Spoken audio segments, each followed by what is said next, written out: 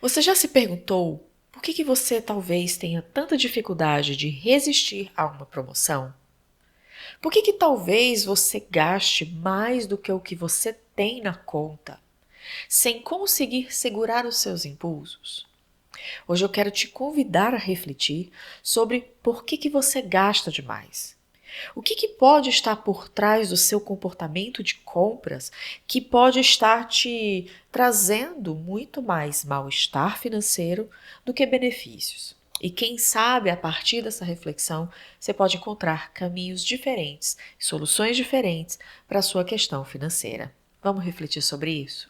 Talvez você ache que lidar com dinheiro é apenas uma questão lógica e racional, de compreender planilhas, números e investimentos.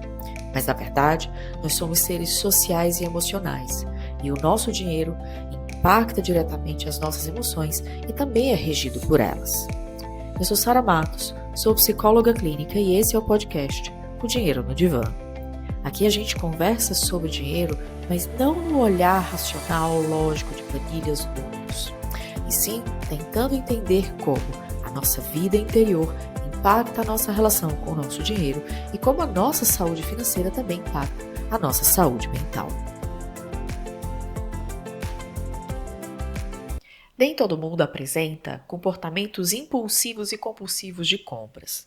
Mas algumas pessoas já me relataram que se perguntam por que elas compram mais do que o que gostariam. Por que elas, quando precisam talvez segurar um pouco as contas, fazer um investimento, separar aquele dinheiro para investir, conseguem fazer 2 meses e logo depois parece que tudo vai abaixo e elas começam a comprar coisas que inclusive nem precisam. A gente vai poder refletir hoje sobre isso por um aspecto um pouquinho diferente, talvez, do que o que você esteja imaginando. Eu não vou falar para você sobre por que você faz contas e a partir das contas exatas, precisas, você entende que aquilo que você quer comprar você precisa tanto. Ou da racionalização interna, das justificativas que você encontra para comprar determinados itens e depois ter aquele arrependimento do comprador quando você tem aquilo na mão. Você pensa, por que será que eu comprei isso? A gente vai poder olhar um pouquinho as bases sobre isso.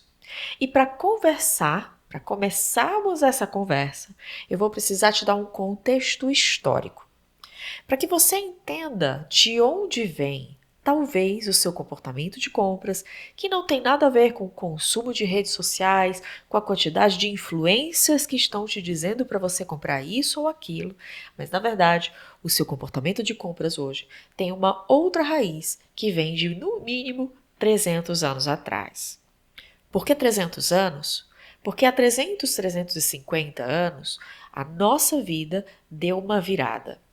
A nossa vida como uma comunidade maior, como um coletivo, como uma sociedade, foi profundamente transformada pela Revolução Industrial. Isso não quer dizer que antes de nós inventarmos máquinas que melhoram a produtividade de algo, massificam, padronizam itens e produtos, a gente não tivesse nenhum tipo de comportamento de compra impulsivo e compulsivo.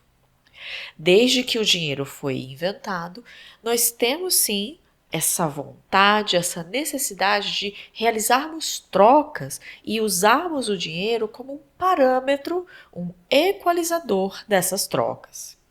Nós compramos, nós temos desejos, nós temos impulsos, nós temos desejos de parecermos mais importantes, mais interessantes, e sim, aquilo que a gente comprava antes da Revolução Industrial também já estava ali acontecendo, mas de um jeito completamente diferente.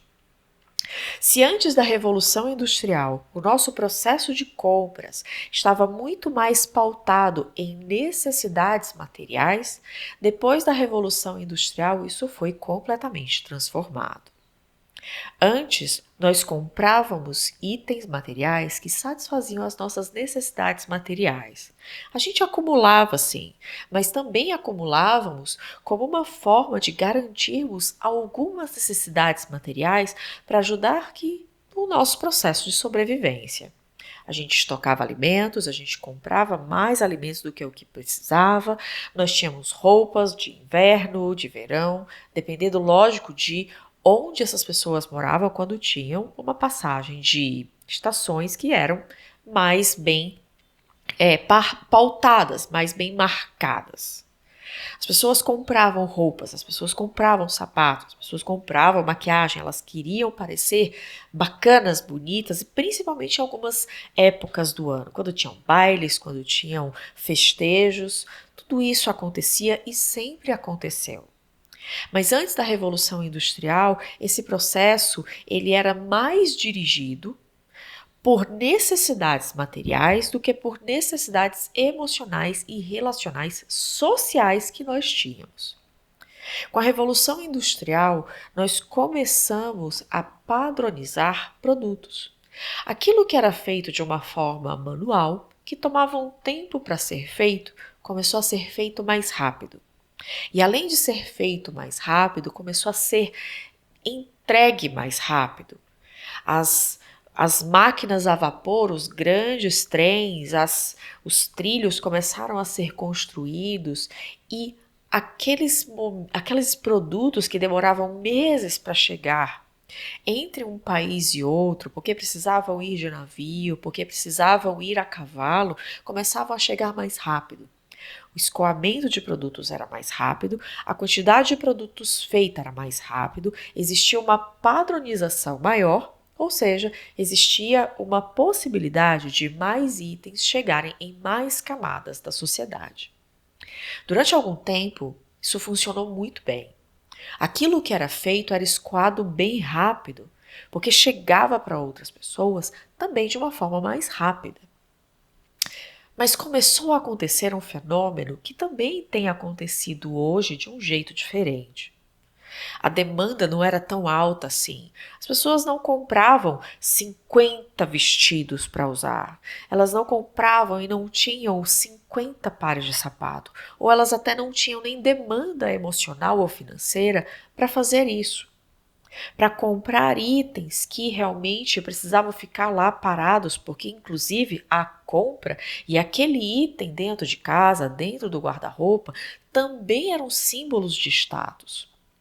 Até que um belo dia, uma pessoa resolveu pegar a teoria do Freud. Sim, o Freud, aquele homem que é considerado hoje o pai da psicologia moderna. E criou uma teoria do inconsciente, começou a entender sobre desejos humanos, começou a entender sobre impulsos e instintos. O sobrinho dele pegou a teoria do Freud, chegou para a indústria e falou: bom, eu acho que eu tenho uma solução para as suas questões de demanda e escoamento de produtos. Ao invés de nós vendermos esses produtos como atendendo apenas às necessidades básicas, necessidades materiais das pessoas, nós vamos começar a entender o que as pessoas realmente desejam na sua alma. E a gente vai transformar esses produtos nos desejos da alma de uma pessoa.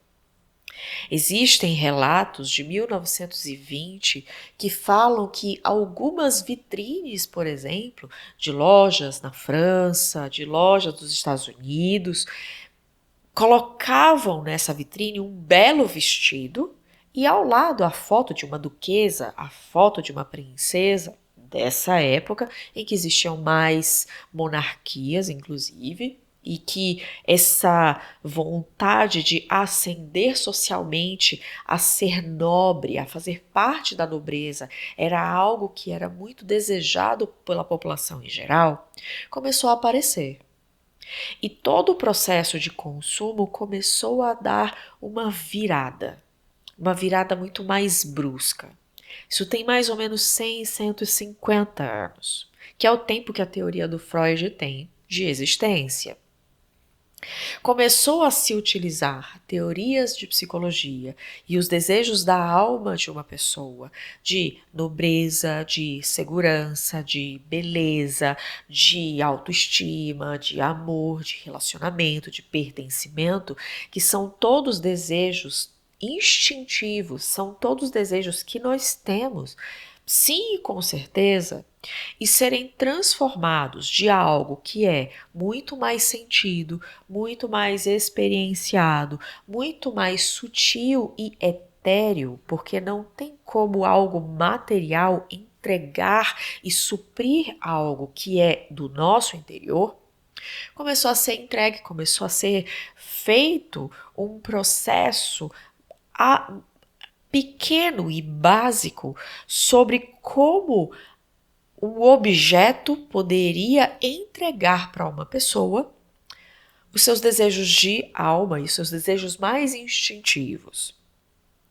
Se uma pessoa queria se sentir nobre, ela não precisava mais esperar o rei ou a rainha descer do seu trono e dizer: você agora é um duque, uma duquesa, um sir.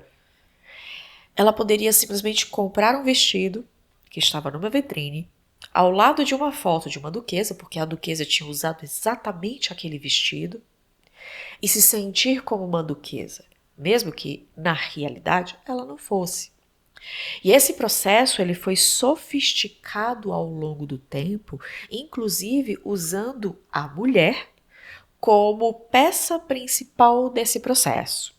E se você é mulher e você entende que você tem muito mais dificuldade, que você é aquela que gasta na casa, você vai entender que também nessa época, há 100 anos atrás, existia dentro desse processo de construção de marketing, de associar desejos da alma a objetos materiais, a figura da mulher. Há 100 anos atrás, as mulheres trabalhavam sim, mas quem era o principal provedor da maior parte dos lares em todos os lugares era o homem. O homem trazia o dinheiro e a mulher gerenciava a vida financeira. Então, não era ele quem comprava, não era ele quem mandava no que podia ou não podia comprar em casa. Existem também relatos e escritos, existem livros escritos que falam abertamente que é a mulher quem vai salvar a economia. Na época da Grande Depressão, em 1929, existem alguns livros que foram lançados logo depois, 1930, 31, que marqueteiros da época, pessoas que trabalhavam com marketing, eles falavam abertamente que era a mulher que ia salvar a economia, porque era ela quem gastava, porque era ela quem gerenciava o dinheiro dentro de casa. O homem, ele simplesmente ia, trabalhava, voltava com o salário, entregava na mão da mulher e dizia: gerencia do jeito que você imagina que precisa ser gerenciado, compra o que precisa ser comprado para a gente começar a fazer essa família acontecer.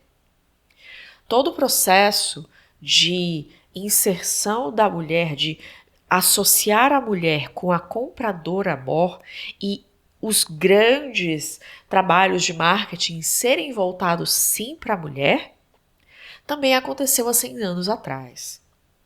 O que você pode entender e como é que eu quero que você entenda que esse contexto histórico que eu estou te trazendo está fazendo com que você hoje não consiga parar de comprar.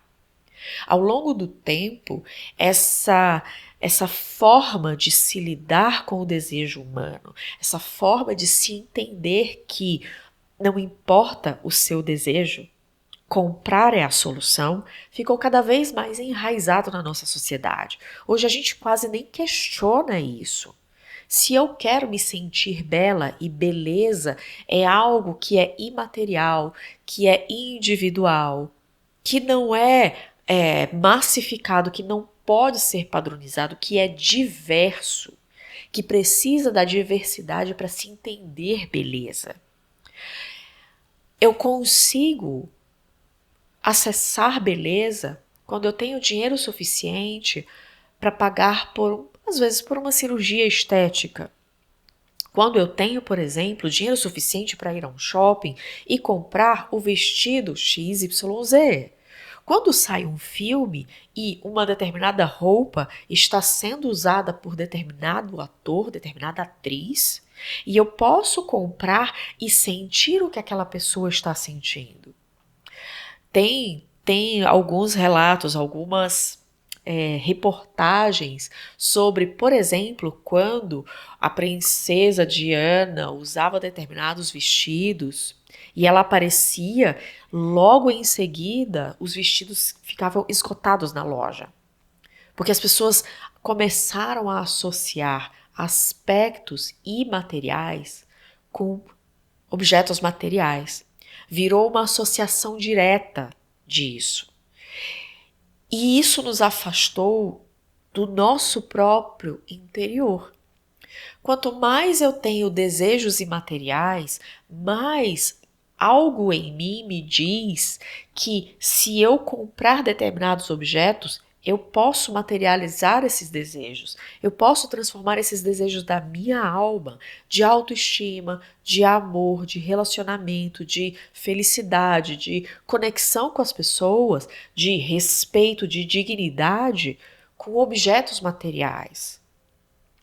Eu posso, não importa o que eu pergunte e o que eu deseje, comprar é a solução. Comprar me responde isso.